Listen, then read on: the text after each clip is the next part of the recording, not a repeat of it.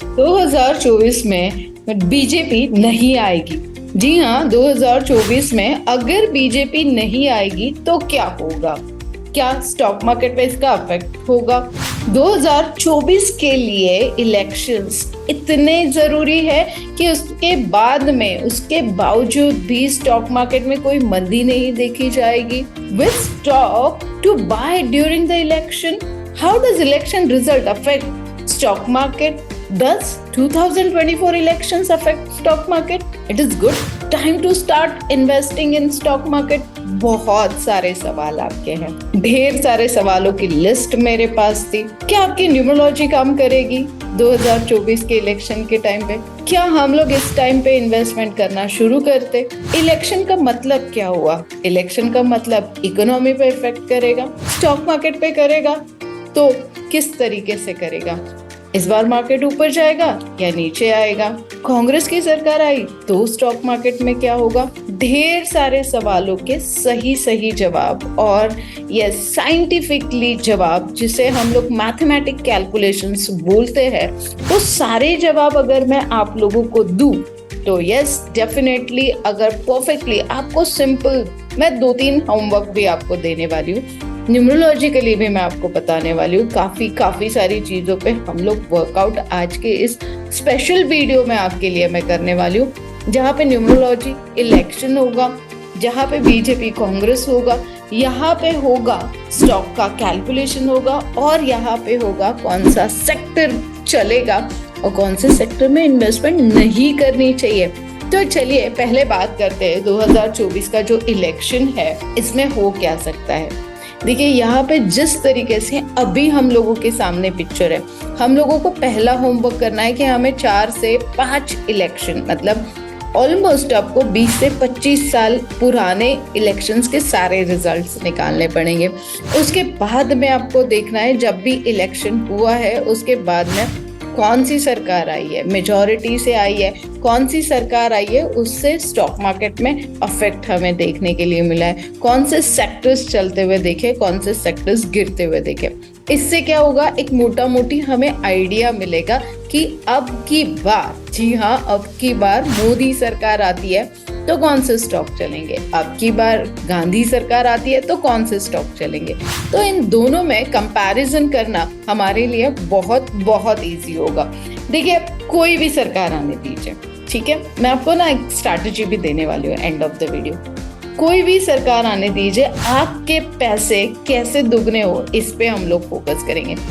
आप सच बताइए, जो भी हम लोग मिडिल क्लास पीपल्स है या हायर इनकम क्लास पीपल है या लोअर इनकम क्लास पीपल्स है, उन्हें सच में इलेक्शन से फायदा होता है? मतलब बहुत ज्यादा मैटर करता है? आपके आमदनी पे बहुत ज्यादा फर्क पड़ता है या फिर टैक्स का बोझा और बढ़ता है?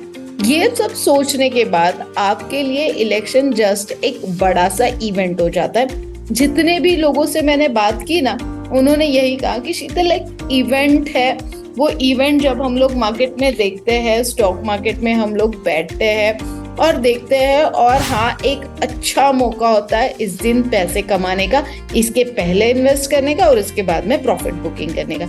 ये ओवरऑल मैंने इन लोगों से सुना, मैंने भी काफी रिसर्च किया, और जैसे ही मैंने रिसर्च किया तब मुझे पता चला कि काफी बार, मतलब जितने भी इलेक्शंस हुए हैं, पहले मार्केट नीचे आया, उसके बाद में 10%, 14%, 20% बढ़ा है, कहीं कहीं मार्केट डेफिनेटली नीचे भी आया है।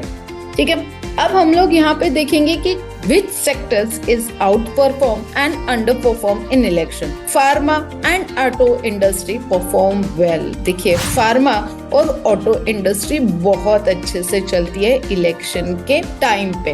अब फार्मा और ऑटो इंडस्ट्री क्यों? पता है, मतलब लाइक मेजॉरिटी से सरकार आएगी तो डेफिनेटली डिमांड बढ़ेगी, पैसे का फ्लो बढ़ेगा मार्केट में, पैसे का फ्लो बढ़ेगा तो लोग नई गाड़ियां खरीदेंगे। सिंपल लॉजिक लगा लीजिए, पैसे का फ्लो बढ़ेगा तो नई गाड़ी खरीदी जाएगी। बहुत सिंपल लॉजिक्स होता है। आए दिन आपको 15 to 20 डेज इलेक्शन के पहले से न्यूज़पेपर एक्चुअली रोज ही पढ़ना चाहिए। Economic times and business standard paper, जो मैं आपको क्लासेस में बार बार बोलती हूँ कि एक 10 रुपए का न्यूज़पेपर आपको ढेर सारे पैसे देके जाता है, बट फिर भी ठीक है। अब बात करते हैं कौन से स्टॉक जो है वो अंडर परफॉर्म।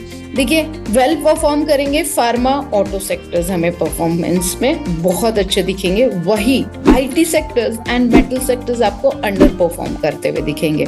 डिपेंडेबल परफॉर्मेंस पे अगर आप देखोगे, PSU and private bank dependently performance में हमें रखेंगे। स्ट्रैटेजी अगर आप देखोगे तो हाईएस्ट रिटर्न आपको देखना है इलेक्शन में कौन सा दिया है। डिविडेंड एंड वॉलेटिलिटी वाले, कंसिस्टेंटली पॉजिटिव रिजल्ट देने वाले, quality, moment, value and modest return. कौन? अभी देखिए, हमने 3 टाइप ले लिए। एक है डिपेंडेबल परफॉर्मेंस। डिपेंडेबल परफॉर्मेंस रहेंगे PSU and private bank. IT and metal sector जो रहेगा वो अंडर परफॉर्म रहेगा, और फार्मा एंड ऑटो इंडस्ट्री ये बहुत अच्छा परफॉर्म करेगा इलेक्शन के टाइम पे। Which investing strategies factors do well in election?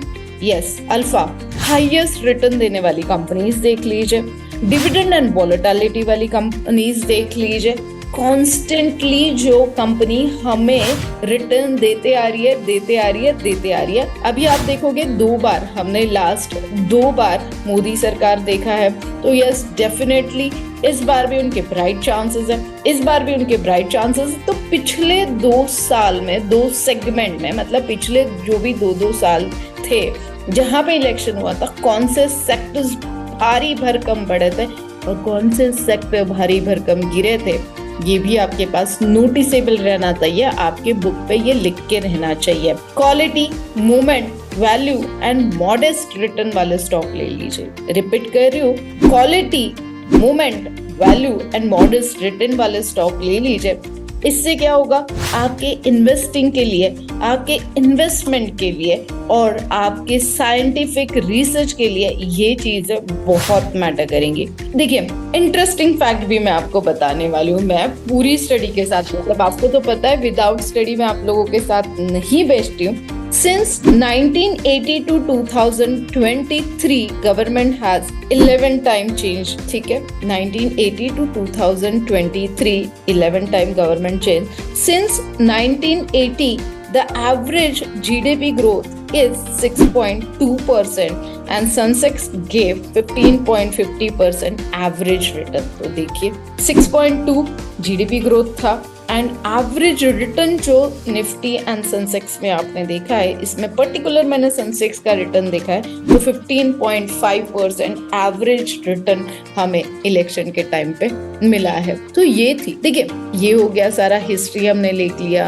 कौन से सेक्टर्स हमें लेने चाहिए, कौन से सेक्टर्स अवॉइड करने चाहिए, कौन से डिपेंडेबल सेक्टर्स रहने चाहिए। बीजेपी आएगी तो मार्केट में बूम रहेगा, कांग्रेस आएगी तो भी मार्केट में बूम रहेगा। तो अगर बाय मिस्टेकली कोई भी सरकार, देखिए हमें हर तरीके से रेडी रहना है, कुछ भी हो सकता है। मार्केट है, आज ऊपर है कल नीचे है। अभी सिंपल अगर आप देखोगे, फेड के रेट कट से इतना फर्क पड़ता है, यूएस के इलेक्शन से इतना फर्क पड़ता है। अगर आप देखो रशिया के वॉर से फर्क पड़ता है, चाइना के जीडीपी ग्रोथ से फर्क पड़ता है, तो जापान का इंटरेस्ट रेट बढ़ाने से फर्क पड़ता है। इतनी सारी चीजों से अगर फर्क पड़ता है तो बाकी मार्केट पे भी अफेक्ट होगा, अपने इंडियन मार्केट के इलेक्शन से। तो वो सारे मार्केट भी आपको स्ट्रिक्टली फॉलो करने हैं। आए दिन आपको न्यूज़ पढ़ने हैं, एग्जिट पोल आएंगे, वो भी मैटर करता है स्टॉक मार्केट के लिए। इलेक्शन से लेके इलेक्शन के रिजल्ट तक मार्केट में भयानक वॉलेटिलिटी रहेगी, मतलब ग्राफ ऊपर भी जाएगा, ग्राफ नीचे भी आएगा। तो यहाँ पे जो मौका होता है वो होता है zero loss strategy and money magnet strategy. मैं तो बोलती हूँ कि अगर आपने साल भर ट्रेड नहीं किया और इसी 15-20 दिन में अगर आपने ट्रेड कर लिया, तो साल भर की कमाई करने का सबसे अच्छा मौका यहाँ पे मिलता है। बहुत सिंपल है, आपको स्ट्रैटेजीज से काम करना पड़ेगा। जैसे मैंने आपको बोला कि मोमेंटम वाले स्टॉक ले लीजिए, डिविडेंड एंड ग्रोथ वाले स्टॉक ले लीजिए, बोनस वाले स्टॉक ले लीजिए, ऑलवेज गुड परफॉर्मेंस वाले स्टॉक ले लीजिए। ये तो हो गया इक्विटी के लिए। अब आपको खेलना है सट्टा, अब आपको रिस्क लेना है। जी हाँ, रिस्क नहीं तो इश्क ही नहीं है। तो अगर आपको स्टॉक मार्केट से इश्क करना है और ढेर सारी रिस्क लेनी है, तो जीरो लॉस स्ट्रैटेजी होगी, मनी मैग्नेट स्ट्रैटेजी होगी, इवेंट स्ट्रैटेजी होगी। सबसे बेस्ट स्ट्रैटेजी होती है मेरी इवेंट स्ट्रैटेजी। और इस बार मैंने सोचा है इलेक्शन के पहले एक छोटा सा हम लोग कोर्स लेंगे जिसमें मैं आपको ढेर सारी स्ट्रैटेजीज, इलेक्शन की स्ट्रैटेजीज दूंगी। जो कोर्स आपको सिर्फ और सिर्फ पैसे कमाना सिखाएगा। और इस कोर्स को ज्वाइन करने के लिए डेफिनेटली अभी इसमें आपको लिंक मिलेगी।